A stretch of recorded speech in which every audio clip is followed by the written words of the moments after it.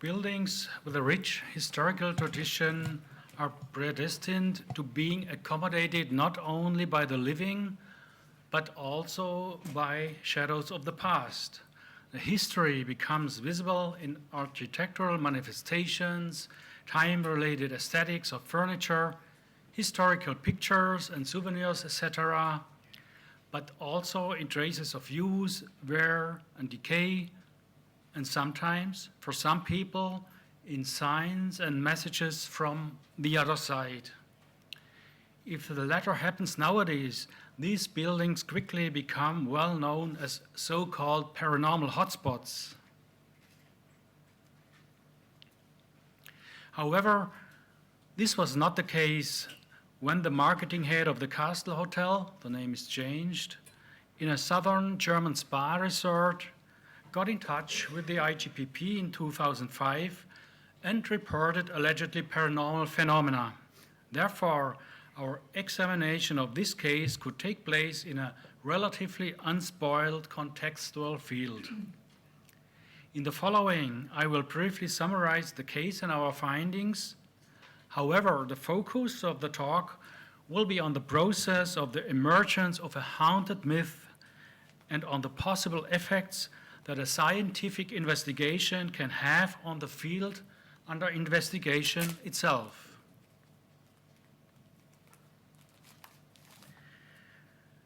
The examination included telephone interviews, on-site explorations combined with 12 interviews with employees, former employees, and a regular hotel guest, as well as a historical inquiry. At the time of our investigation, the hotel was in an economic crisis.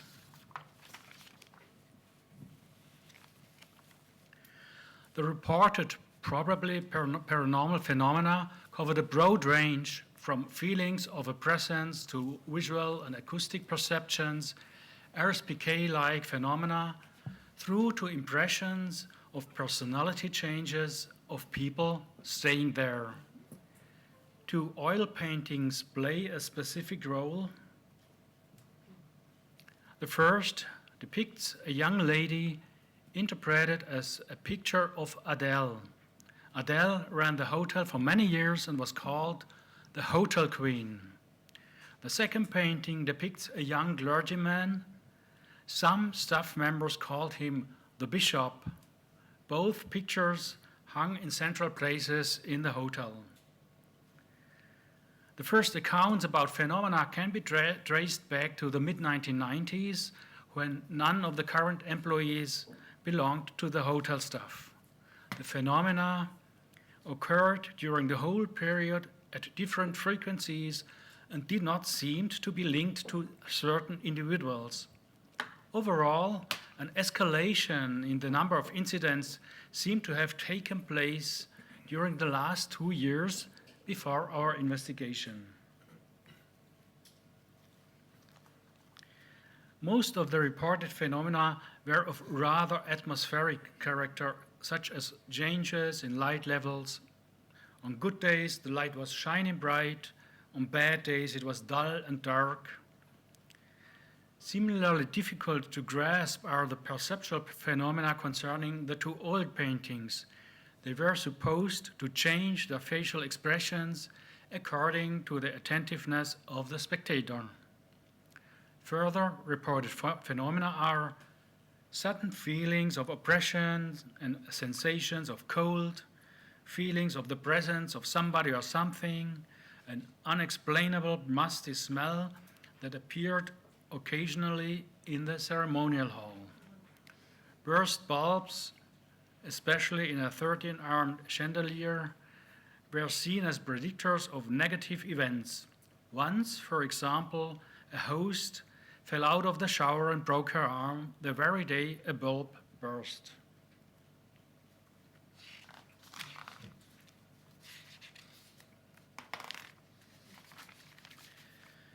Many phenomena can be related to the domestic electrical system, such as switching on and off of lights.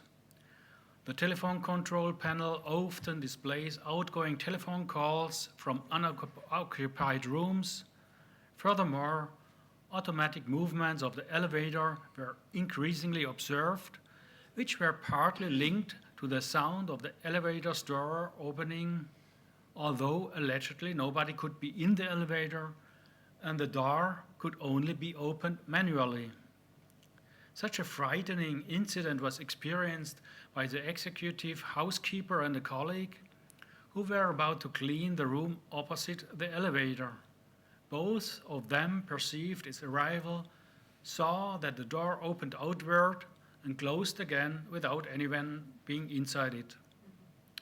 Acoustic phenomena include the sound of high heels in unoccupied rooms and on the staircase that has a carpet flooring, a female voice singing in the area of the operating rooms, nocturnal babies crying, and the perception of a female crying in the guest bathroom on the ground floor, as if a woman was being pushed into an abyss. The former director of the hotel mentioned an older incident that is particularly expressive because the concerned guests, who did not know anything about the unusual occurrences in the hotel, departed as a consequence. I quote from the interview. Once we had guests that were in that room. Well, the woman was pretty scared or outraged. She took a bath and was of the opinion that her boyfriend had come into the bathroom and touched her from behind and turned around, but nobody was there and her friend lay on the bed. She definitely said, "Somebody touched me." She didn't want to go into that room again. The whole thing happened in room number 421, one of the reasons for its designation as a problem room. Another reason for this designation was also reported by her. Quote, "We often had the problem that the receiver lay beside the telephone, although the room was not occupied. Although I blocked all the master cards and recorded them, time and again the receiver lay next to the telephone and the bathtub was full of water." End quote. Most of the reported phenomena are, from the perspective of an investigator, weak. However, a relatively large number of observations were perceived when two or more people were together. The stories about the history of the castle hotel provided by the interviewees are based on a partly high speculative knowledge base. They formed the framework in which various myths were created by the staff members. To mention only a few, the Ritzy Hotel was also used for sacred political meetings. In the basement, there are connections to secret passageways in the nearby mountain slope through which it is possible to access and leave the hotel undetected. Many people died in the hotel during its wartime use as a hospital. The hotel has a soul and leads a life of its own, reflecting its history. It influences individuals staying in the hotel. Adele could have been violently killed in the hotel, for example, by being pushed down the stairs. Adele takes care of the hotel's affair even after her death. Well, these were all legends we hear in our interviews. The historical context of the hotel and the psychosocial situation of the staff provided very good conditions for the occurrence of extraordinary experiences. Fragments of fateful stories or legends exist, and we also encounter a psychosocial system characterized by existential pressure in some sense. Some aspects of a haunting hypothesis could have quite beneficial effects for the staff. The idea of the existence of a good ghost of the building could provide something comfortable or calming, maybe in the sense that in bad times the good ghost watches over the building. But also, if things nevertheless go wrong, one can externalize the responsibility. Who would be able to fight against the will of the other world? In order to obtain a function as an actor, the hotel had to be mystified in a certain way. It needed something very special which distinguished it from other hotels, the occurrence of unusual or strange incidents against the background of a particular, glorious, partly obscure, and definitely fateful history supported such a mystification as well as the cohesion of the staff, which became a united community of faith in difficult times. A significant element in the transformation into a haunted hotel seems to be the combination of a magnificent past and historical importance with the existence of a deceased person who strongly identified herself with the building, all of which is linked to a fateful historical turning point, that means in this case World War II. When the present does not look all that rosy and the future is totally open, historical aspects can gain a steadily increasing importance, providing a contrasting image of how the situation could be. The history of the hotel, with all its glamorous and dark aspects, projected into the present ubiquitously and with great power in the many artifacts and pictures belonging to the hotel interior, but also in the traces of decay and dissolution, which could only poorly be concealed. The employees living day to day in the hotel could hardly escape this influence. An assessment, the image of the downfall of an important object steeped in history seems to provide a suitable pattern for the emergence of a myth of a haunted place. The few remaining people that were still in the process of upholding the history of the Castle Hotel were thereby participating in the importance that it had obtained through its glorious past. The haunting and its reception could be interpreted as an attempt to connect with the tradition and draw strength from it when things are not going well in the present. An assessment of the nature of the single occurrences is difficult. The building provided optimal conditions for perception errors as well as malfunction of technical installations due to the outdated technology. Causes for some of the reported phenomena could certainly be found with a thorough investigation of this field. However, exactly the same characteristics make the hotel an apt place for the occurrence of genuine paranormal phenomena. Some of the existing myths about the history of the hotel could be confirmed with historical research. For instance, the painting of Adele, a young lady on the oil picture, actually was a picture of Adele as a young woman. Others were refuted, for example, the idea that Adele suffered a premature and violent death.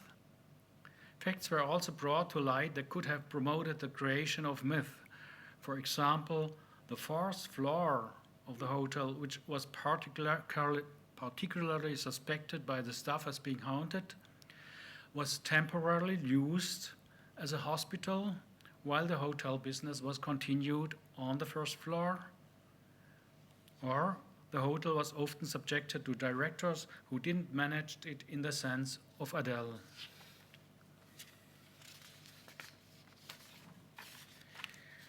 The importance of various aspects of passing on information can hardly be overestimated with regard to the emergence of a haunted hotel.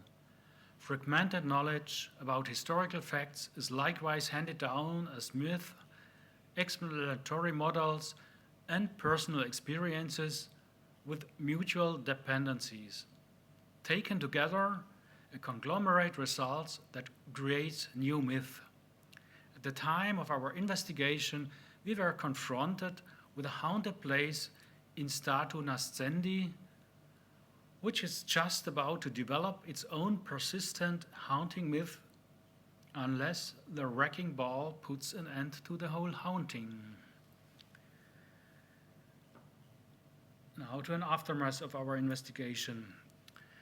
Ensuring the anonymity of the people concerned is a crucial element of social research. Therefore, we changed the relevant names and avoided giving precise information about the site.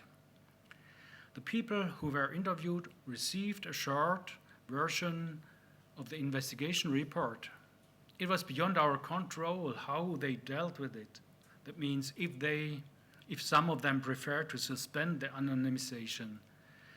Be that as it may, not very long after our investigation, a new chapter in the hotel's history started. Initially, it began with an end. The hotel business was finally given up in October 2005. The building then stood empty for some years and slowly started to decay. A local charitable association began to take care of the hotel. They developed a concept for a future use of the building that should provide enough money to prevent further decomposition. Cultural events such as concerts and art exhibitions are expected to take place there. In 2010, a film crew chose the hotel as a shooting location for a horror movie. In 2011, two ghost hunting groups carried out paranormal investigations accompanied by a TV crew. Both events resulted in respective media coverage, which disclosed the location. The location became known as a paranormal hotspot, as well as an attractive location for photo shoots in a specific atmosphere. The report of our investigation, including a detailed description of all reported allegedly paranormal phenomena, was published as part of a special textbook that did not reach a wide readership. An article about the eerie occurrences in the abandoned Black Forest Hotel, published in September 2015 in a nationwide travel magazine, apparently had much more influence on the further development. The author's text is based strongly on our report. The interesting point is that the text used our pseudonym Adele, despite the fact that the site and true name of the hotel were mentioned. The large influence of our report on further depictions of the hotel is supported by the fact that our pseudonym is now established in the scene on websites, etc. In 2017, a TV documentary on abandoned places and ruins in southwest Germany was produced, which included footage of the hotel. The director of the charitable association spoke of the glorious past life of the building and the difficulty of maintaining in its present condition, a condition that is an intermediate state characterized by a balance between preservation and gradual decay. This makes it attractive as a shooting location and a special backdrop for fashion photography, wedding celebrations, and concerts, but also for ghost hunting and eerie adventure nights. The author Gilles Clément coined the term the third landscape. It denominates an interstitial space that can be found in ruins abandoned by humans and gradually retaken by nature, an undecided space without function, a sort of intermediate realm. The Castle Hotel provides a slightly different intermediate realm with an undecided state, not really alive, but also not dead. The combination of pseudonyms and real names could be seen as a symbol for the creation of a new in-between reality based on facts and fiction. The report of our investigation transmuted into a creepy ghost story, turning sober open questions into rhetorical ones pregnant with meaning. It could also be seen as a shining example of the influence researchers can have on the field of or subject researched. The influence is inevitable, but nevertheless has to be taken into account. However, Sometimes the situation is very complex and the motivations and aims of the involved parties are so manifold that it is impossible to foresee further developments.